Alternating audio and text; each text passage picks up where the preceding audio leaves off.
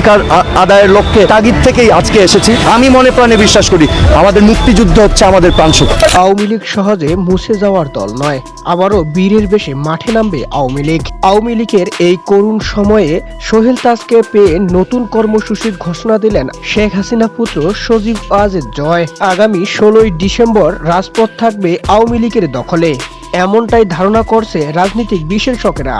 তবে আওয়ামী লীগ এ বিষয়ে তাদের নেতাকর্মীদের কোনো ধরনের বার্তা দেয়নি। বিশ্লেষকেরা মনে করছেন যে কোনো সময়ে রাজপথে নামবে আওয়ামী লীগ।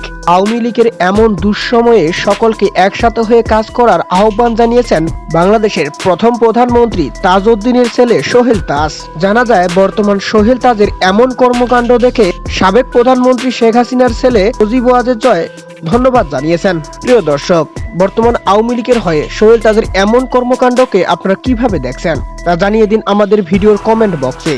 চ্যানেলটিতে নতুন দর্শক হয়ে থাকলে চ্যানেলটি সাবস্ক্রাইব করে পাশে থাকবেন। ধন্যবাদ।